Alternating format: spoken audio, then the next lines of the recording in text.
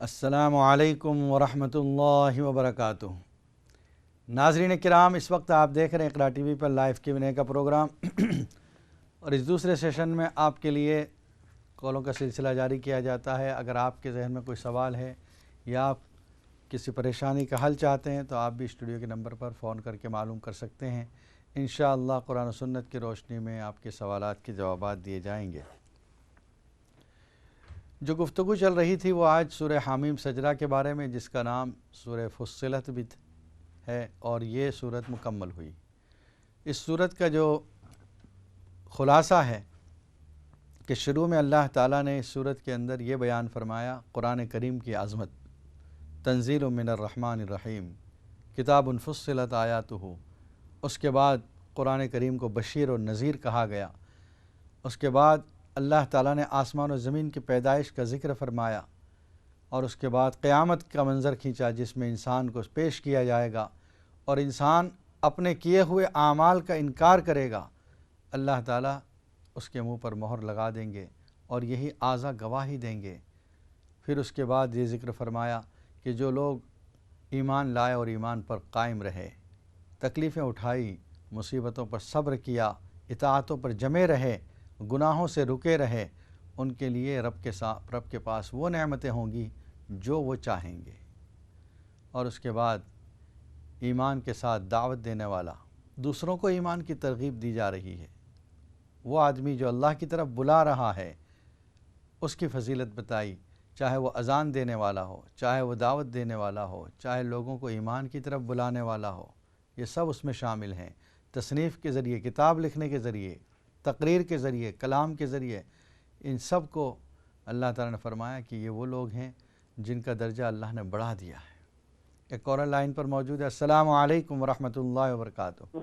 वालेकुम अस्सलाम मुफ्ती साहब। जी फरमाइए। एक सवाल है जो जी जब कुरान की तिलावत टीवी पे हो जी तो बंदा सुनता है तो अपने खुद जो बंदा बैठा हुआ है अंदर वो तस्बीह के साथ जिक्र अल्लाह ताला का करे, कलमा शरीफ पढ़ सकता है। दोनों काम एक साथ हो सकते हैं। अच्छा ठीक है, इंशाअल्लाह बताते हैं। और दूसरी ये बात है कि जो ये सवाल है कि शराक का कितना लंबा टाइम होता है, कितना ज़्यादा सूरज निकलने से बाद कितनी देर तक पढ़ सकते हैं शराक? ठीक है, ये बताते हैं इंशाअल्लाह। अस्सलामु अलैकुम। और एक कॉलर लाइन पर मौजूद है। अस्सलामु अलैकुम वरहमतुल्लाहि वबरकातुहू। वालेकुम सलाम। कैसे हैं मौलाना साहब? अल्हम्दुलिल्लाह, आप कैसी हैं? अल्हम्दुलिल्लाह, आपकी दुआएं चाहिए। मेरा एक सवाल है। एक जी तो ये सवाल है कि मेरे खामन है, घर में काफ़ी परेशानी है जिसकी वजह से जो है ना वो गुस्सा बहुत करते हैं, किसी की बात नहीं मानते। अच्छा तो हर वक्त गुस्से में रहते हैं। अब उनको काफ़ी कुछ समझाने की भी कोशिश की थी लेकिन फिर भी जो है ना वो बात नहीं मानते। अल्लाह। तो दूसरा है मेरा ये सवाल है, अगर कोई दुश्मन है वो बार बार जो है ना वो तंग करता हो, तो जादू वगैरह भी करता हो, तो उसके पढ़ने के लिए भी प्लीज कुछ बताएं। ठीक है, इंशाल्लाह बताते हैं। आप प्रोग्राम देखते तो रहें। दूसरा मेरे खामन जी के जो है ना गुस्से का जो वो भी आप कोई पढ़ने के लिए कोई जी वजीफा बताएं इंशाल्लाह तो। बताते हैं। ओके, अल्लाह हाफिज। अस्सलामु अलैकुम।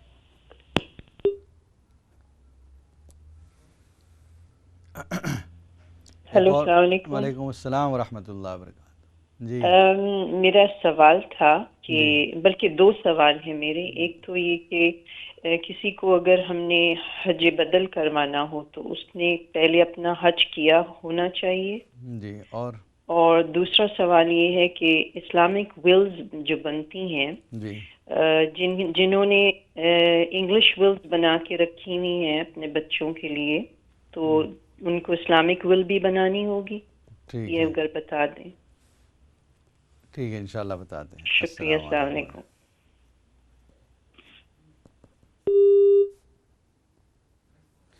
और एक कॉल की तरफ चलते हैं। अस्सलामु अलैकुम वरहमतुल्लाहि वबरकातुहू।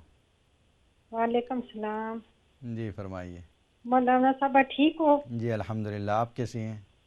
जी मैं ठीक हूँ। मैं आपका प्रोग्राम सुनती रहती हूँ, बहुत अच्छा। मैं माशाअल्लाह। मिर्ज़बरे से फ़ोन कर रही हूँ। जी जी फरमाइए। अच्छा, मेरा ये सवाल है कि मैंने अपना रोज़े रखे हैं 5 अच्छा। शवाल के। एक रहता है तो कोई कहते हैं नहीं अभी शवाल ख़त्म हो गया, अभी नहीं रखना। अच्छा तो मैं आपसे पूछना चाहती हूँ कि क्या रख सकती हूँ या नहीं। दूसरा सवाल ये है कि जब सुनते हैं पढ़ते हैं तो जी। सूरत फातिहा के बाद आप कोई ना कोई सूरत आगे पढ़ सकते हैं या नहीं? सुन्नतों की कौन सी सूरत, कौन सी रकात में? पहली रकात या दूसरी में जो सुनते हैं ठीक पढ़ी है, जाती हैं, ठीक है, इंशाल्लाह बताते हैं। या ये मेरे सवाल हैं दोनों। अस्सलाम वालेकुम। वालेकुम सलाम। और एक कॉल को शामिल करते हैं प्रोग्राम में। अस्सलाम वालेकुम व रहमतुल्लाह। आपकी वालेकुम। Line drop. मेरी जी कॉल ड्रॉप हो गई थी, मैंने आपसे जी जी पूछा था फरमाइए, आप जी फरमाइए। अस्सलाम वालेकुम। अस्सलाम वालेकुम। वालेकुम अस्सलाम, फरमाइए। इशफाक भाई कैसे हैं? ठीक है। अल्हम्दुलिल्लाह मैंने ठीक पहले है। भी फोन किया था, आपको याद होगा, मैंने अपने भाई के रिश्ते के लिए। जी जी अभी उसके रिश्ते की वो गड़बड़ तो चल रही है, लेकिन मुझे थोड़ा सा, अगर प्लीज आप मेरी बात सुने अगर टाइम है, या फिर आप मुझे जी अपना जी। नंबर दे दें तो मैं बात कर लूंगी। वो मेरे पास यहाँ पर रह कर गया है 5.5 साल, और 3 अच्छा। साल हो गए उसको गए हुए। वो मुझसे बात नहीं करता है घर में, यानी कि घर में ऐसी माहौल उसने पैदा किया हुआ है कि वो किसी से मिलता नहीं, किसी से ज्यादा बात नहीं करता। कुछ समझ नहीं आ रही कि उसको क्या हो रहा है। तो अभी कहाँ पर है? आपके मैं पास रहता है अभी? वो नहीं, वो पाकिस्तान चला गया। हाँ जी। अच्छा, वहाँ चला गया। तो उसका रिश्ता भी हो गया है। वो मैंने आपसे पहले भी पूछा था ना, और फिर एक जी। दफा के वो उसके रिश्ते की कोई गड़बड़ है। वो उसके जो जहाँ पे लड़की से रिश्ता हुआ है, तो वो भी कभी कहता हाँ करूंगा, कभी कहता नहीं करूंगा। तो सब परेशान है, पता नहीं कोई कुछ कुछ बोलता है, समझ नहीं आती कि उस पे कुछ किसी ने कुछ असर है, उस पे कुछ जादू है, कुछ समझ नहीं आ रही है कि क्या किया जाए। तो वहाँ अब अल्लाह के पाकिस्तान बाद में? आप मेहरबानी जी करें, जी। हम मुझे प्लीज आप कुछ बताएं जरूर। पाकिस्तान अगर में आप, कौन है वहाँ पर उसके साथ? वो अम्मी है, अम्मी है बहनें वहाँ हैं। पर? अच्छा जी अच्छा, जी। ठीक है, इंशाल्लाह बताते हैं। अस्सलाम वालेकुम व रहमतुल्लाह। मज़ीद एक कॉल को शामिल करते हैं। अस्सलाम वालेकुम व रहमतुल्लाहि व बरकातुहू। जी आप लाइन पर हैं। जी अस्सलाम वालेकुम वालेकुम मौलाना अस्सलाम। साहब। जी फरमाइए। जी मेरे 2 सवाल हैं। जी मेरे 2 सवाल हैं। ये जो हम चार सुनते हैं अदा करते हैं, जी जब हम चार सुनते हैं पढ़ते हैं तो कहते हैं कि 2 अताहियात के बाद पूरी अताहियात पढ़नी चाहिए, जी जी और फिर जब शुरू करें तो सुभान अल्लाह से शुरू करें या अलहम्द शरीफ से शुरू करें, या फिर। ठीक है, दूसरा बताते मेरा हैं। सवाल है कि मुझे आप सजदा तिलावत कुरान का बता दें कि कितने सजदे करते हैं, किस तरह करते हैं। ठीक है, इंशाल्लाह ये बताते मेहरबानी हैं। होगी। अस्सलाम वालेकुम। अस्सलाम वालेकुम। और एक कॉलर लाइन पर मौजूद है। अस्सलाम वालेकुम व रहमतुल्लाहि व बरकातुहू। अस्सलाम वालेकुम वरहमतुल्लाहि वबरकातुहू। जी मैं इधर से बोल रही हूँ, इंग्लैंड से, लेकिन मैं नाम नहीं अपना बताना जी जी, चाहती। कोई बात नहीं, फरमाइए। तो एक तो मैंने ये पूछना था कि घर से ना कुछ तवीज़ मिले हैं, अच्छा। और वो भी पता चल गया कि किसने किए हैं, लेकिन उनसे पूछते हैं तो वो कहते हैं हमने प्यार मोहब्बत के लिए किए थे, कोई किसी के बुरे के लिए नहीं किए। अच्छा। तो मुझे नहीं ये समझ आ रही कि प्यार मोहब्बत के लिए और बुरे के लिए तवीज़ पर मुझे ये चीज़ें बहुत परेशान कर रही हैं। तो वो तो इसके लिए तावीज़ मैं क्या आपके करूं? पास हैं? जी, वो असल में मेरी जो बहन की बेटी है ना, उसके घर से निकले हैं, तो वो मुझे कह रही थी कि पूछें, क्या क्योंकि हम करें लोग उसमें? सारी फैमिली परेशान है बहुत ज्यादा। ठीक है, इंशाल्लाह बताते हैं और उसके लिए। दूसरी बात मेरी ये है कि ख्वाब बहुत मुझे आते हैं इस तरह के, कि जैसे रात को मैंने ख्वाब देखा है कि आप ख्वाब ना मेरे बयान करें, आंखें, लेकिन आप ये बयान कर दिया आपने कि बस काफ़ी है। ख्वाब ज़्यादा आते हैं, उसके लिए कोई अमल बता देंगे। जी, सबसे पहले हमारी एक बहन ने ये सवाल किया था कि अगर कोई शख्स तिलावत सुन रहा है, या कोई आदमी पढ़ रहा है और ये तिलावत सुन रहे हैं, तो सुनते वक्त भी ज़िक्र किया जा सकता है या नहीं। देखिए, तिलावत कुरान ये खुद इबादत है, इसलिए तवज्जो के साथ कुरान सुना जाए, ये इबादत करें। उस वक्त फिर ज़िक्र ना करें, ठीक है। आपका कुरान तवज्जो से सुनना ये ज़िक्र से बढ़कर इबादत है। हदीस में आता है अफ़ज़लुल ज़िक्र तिलावतुल कुरान। कुरान की तिलावत ये बेहतरीन ज़िक्र है, अफ़ज़ल ज़िक्र है। दूसरा आपका जो सवाल था इशराक़ का वक्त कब तक रहता है? सूरज निकलने के बाद 15-20 मिनट के बाद वो वक्त शुरू हो जाता है। वहाँ से लेकर आप 2 हिस्से कर दें, 6 घंटे अगर हैं ज़ोहर तक, तो फिर 3 घंटे के अंदर अंदर आप इशराक़ पढ़ लें। 3 घंटे के बाद अगर पढ़ते हैं तो फिर वो चाश्त शुमार होगी। جیسے 6 بجے سورج نکل رہا ہے اور 12 بجے ظہر کا وقت ہو رہا ہے، تو اس 6 گھنٹے میں 6 سے لے کر 9 تک میں آپ اشراق پڑھ لیں، 9 کے بعد جو پڑھیں گے تو وہ چاش میں شمار ہوگا۔ ہماری بہن کا مسئلہ یہ ہے کہ ان کے خاوند بہت غصہ کرتے ہیں۔ دیکھیے، غصہ کرنا یہ بجائے خود برا نہیں، لیکن بیجا غصہ کرنا برا ہوتا ہے۔ غصہ انسان کی فطرت ہے، طبیعت ہے، اس کو آتا ہے، لیکن بیجا چیزوں پر، چھوٹی چھوٹی باتوں پر غصہ یہ برا ہے۔ تو اس کا مطلب یہ ہے کہ غصے کا ہونا برا نہیں، غصے کا غلط استعمال یہ برا ہے۔ رحمان اور رحیم یہ اللہ کے 2 نام ہیں۔ آپ ہر کھانے پر بسم اللہ الرحمن الرحیم 11 مرتبہ پڑھ کے دم کر دیں، پورے کھانے پر، جس کو آپ سب کھائیں گھر والے، اس میں آپ کا شوہر بھی کھائیں، بچے بھی کھائیں، آپ بھی کھائیں، کوئی حرج نہیں۔ یا رحمان و یا رحیم و چلتے پھرتے پڑھتی رہیں آپ، اور دل میں یہ تصور ہو یا رحمان و یا رحیم و کے پڑھتے وقت کہ اللہ تعالیٰ اس کے ذریعے سے، اس کی برکت سے میرے شوہر کے دل کو نرم کر دے، رحم والا بنا دے، رحمتوں والا بنا دے اس کو۔ اور جب وہ سوئے ہوئے ہوں تو انا اعطیناک کل کوثر یہ 3 مرتبہ پڑھ کر یہ نیت کریں کہ اللہ تعالیٰ ان کے غصے کو ٹھنڈا کر دے، مطلب بیجا غصہ نہ کیا کریں۔ دوسرا آپ کا تھا، ایک دشمن ہے جو بار بار تنگ کرتا ہے اور جادو وغیرہ بھی کرتا ہے۔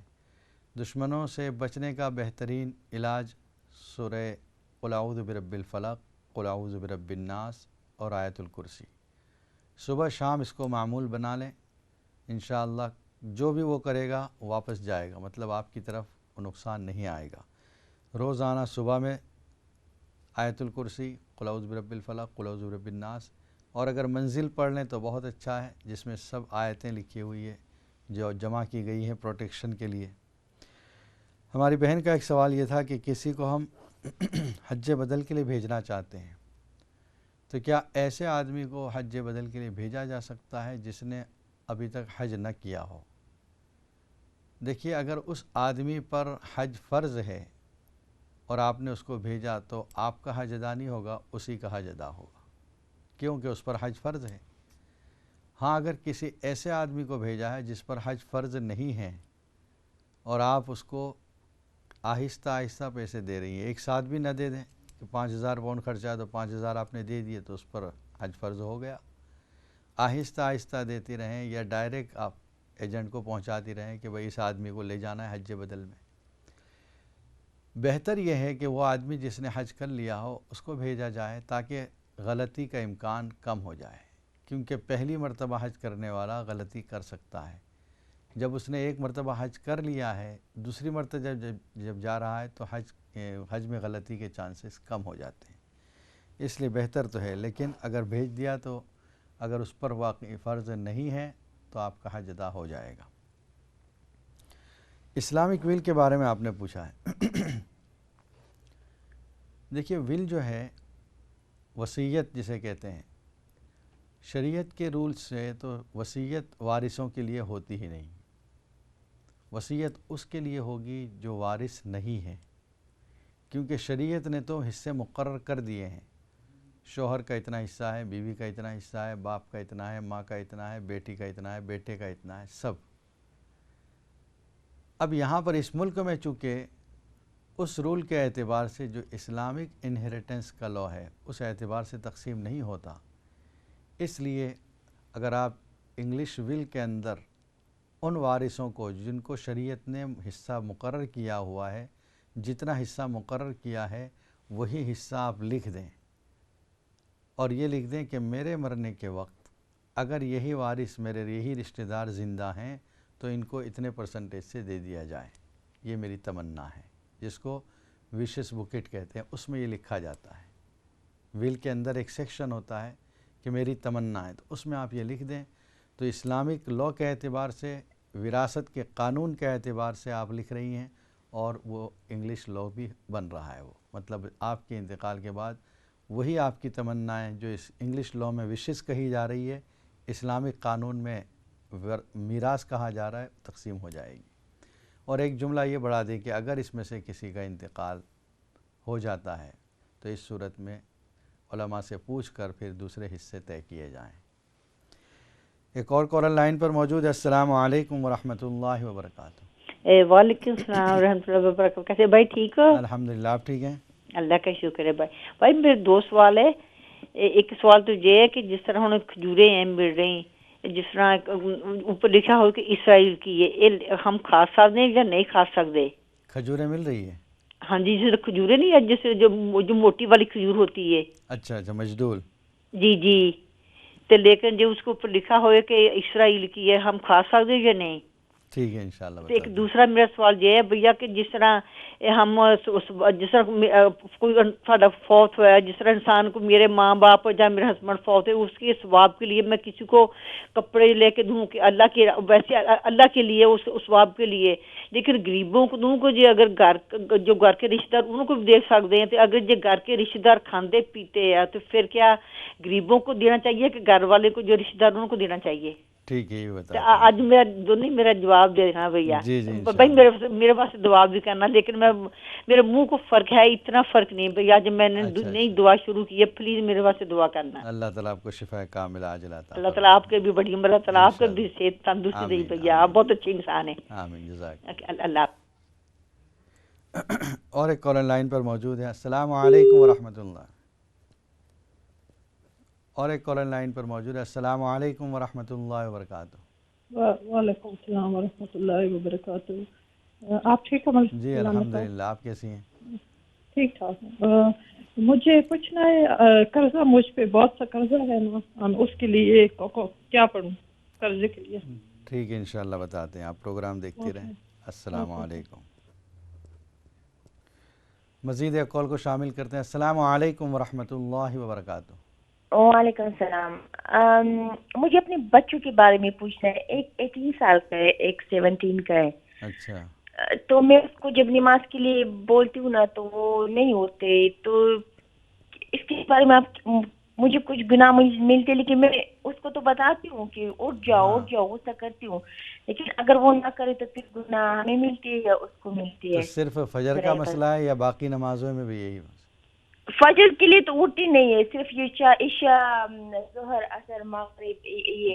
اور روزے کی بھی بار ایک 17 سال کا میرا بچہ ہے، اس کا ایگزام تھا تو وہ اس نے روزے بھی نہیں رکھے. 10 روزے کے میرا ایگزام ہے، پھر اس میں جیسے کنسنٹریٹ پھر نہیں کر سکتی. تو اس کے بارے میں رزلٹ بتاؤ پلیز. ٹھیک ہے انشاءاللہ بتا دیں. السلام علیکم. اوکے.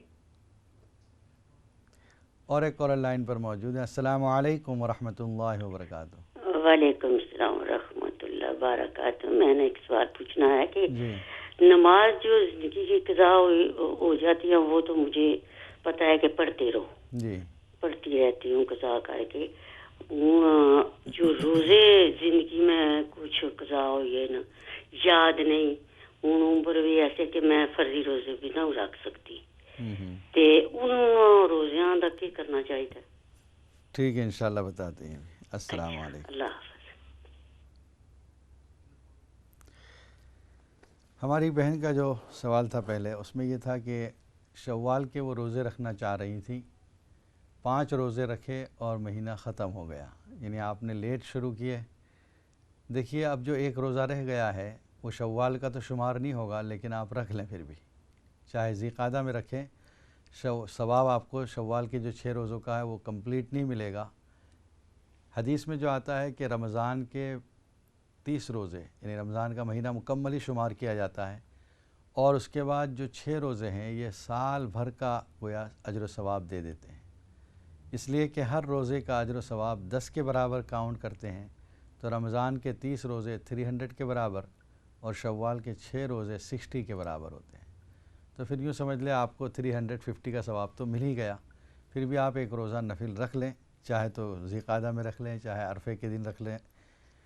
دوسرا ہماری بہن کا یہ سوال تھا کہ سنت کی ہر رکعت میں سورہ فاتحہ کے بعد سورت ملانا ضروری ہے. جی ہاں، سنت کی ہر رکعت میں، جیسے ظہر سے پہلے کی 4 رکعت پڑھتی ہیں آپ، عصر سے پہلے کی 4 رکعت پڑھتی ہیں، عشاء سے پہلے کی 4 رکعت پڑھتی ہیں، چاروں رکعت میں الحمد کے بعد سورت ملائی جاتی ہے. فرض کی پہلی 2 رکعت میں ملائی جاتی ہے اور واجب کی پہلی 2 رکعت میں ملائی جاتی ہے. باقی تیسری اور چوتھی رکعت میں فرض میں نہیں ملائی جاتی، لیکن سنتوں کی سب رکعت میں سورت ملانا ضروری ہے. اپنے بھائی کا آپ نے تذکرہ کیا ہے جو پریشان ہے اور ان کے رشتہ بھی پاکستان میں ہو رہا ہے اور کافی اس کا مزاج بھی بالکل الگ ہو گیا ہے. دیکھیے اس کے لیے آپ دعا ہی کر سکتی ہیں یہاں پر رہتے ہوئے. روزانہ منزل پڑھ کر اس کے لیے دعا کریں کہ اگر اس پر اس طرح کے کوئی اثرات ہیں تو وہ ختم ہو جائیں. منزل میں آپ آسانی سے وہ حاصل کر سکتی ہیں. بہت مختصر ہے جس میں آیت الکرسی، سورہ فاتحہ، سورہ قل اعوذ برب الفلق، قل اعوذ برب الناس اور کچھ آیات قرآنی آمن الرسول سے آخر تک، ان آیات کو آپ روزانہ پڑھ کے اس کے لیے دعائیں کریں. تو اگر اس پر کوئی جادو کا بھی اثر ہوگا تو ختم ہو جائے گا، کسی کی نظر بھی لگی ہوگی تو ختم ہو جائے گی انشاءاللہ. دوسرا 4 سنتیں پڑھنے کے بارے میں آپ نے پوچھا ہے کہ اتحیات کے بعد دعا پڑھنی ہے یا نہیں. اس سے پہلے کی مجلس میں بھی یہ سوال آیا تھا. دیکھیے 2 الگ الگ نمازیں ہیں. ایک نماز سنت مؤکدہ ہے جس کی تاکید کی گئی ہے، نبی صلی اللہ علیہ وسلم نے اس کو پابندی سے پڑھی ہے. اور ایک سنت غیر مؤکدہ ہے جس کی تاکید نہیں ہے، کبھی آپ نے پڑھی کبھی چھوڑ بھی دی ہے. جو سنت مؤکدہ ہیں وہ تو اسی طرح پڑھی جاتی ہیں جس طرح فرض نماز پڑھی جاتی ہے. مطلب اتحیات پر جب بیٹھیں گی تو 2 رکعت کے بعد اٹھ جائیں گی. 4 رکعت والی سنت ہے جیسے ظہر سے پہلے کی سنت. 2 رکعت پر آپ اتحیات کے بعد اٹھ جائیں گی اور پھر الحمد شریف سورت یہ پڑھ کر پھر تیسری رکعت شروع کریں گی. اور دوسری نماز جو عصر اور عشاء سے پہلے کی 4 رکعت سنت ہے اس میں یہ طریقہ افضل ہے کہ 2 رکعت پہ جب آپ بیٹھیں تو اتحیات، درود شریف، دعا بھی پڑھ لیں اور بغیر سلام پھیرے کھڑی ہو جائیں اور ثنا پڑھ کر پھر الحمد شریف اور سورت پڑھ کر شروع کریں. افضل کہا اس لیے اگر آپ نے ظہر کی طرح بھی پڑھ لی تو کوئی حرج نہیں، نماز ہو جائے گی. بہتر ہے کہ عصر اور عشاء کی نماز میں اس طرح پڑھیں. ایک اور لائن پر موجود ہے. السلام علیکم ورحمۃ اللہ وبرکاتہ. وعلیکم السلام ورحمۃ اللہ وبرکاتہ. جی مولانا خیریت سے آپ؟ جی فرمائیے، آپ لائن پر ہیں.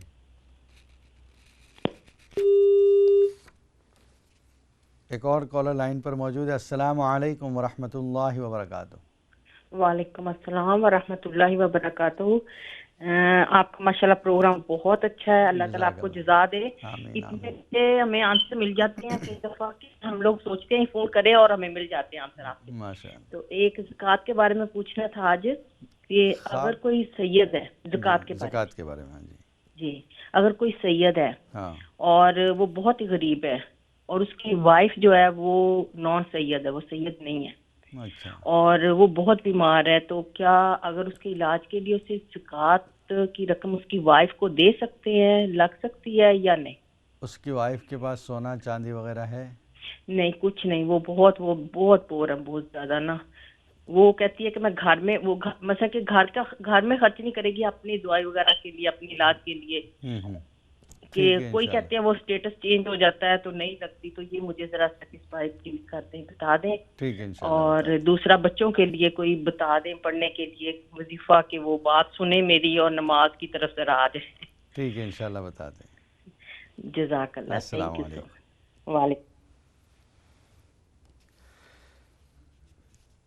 ناظرین کرام، بہت سے سوالات آ چکے ہیں اور ابھی انشاءاللہ بریک کے بعد ان کے جوابات دیے جائیں گے. آپ پروگرام دیکھتے رہیں. السلام علیکم ورحمۃ اللہ وبرکاتہ.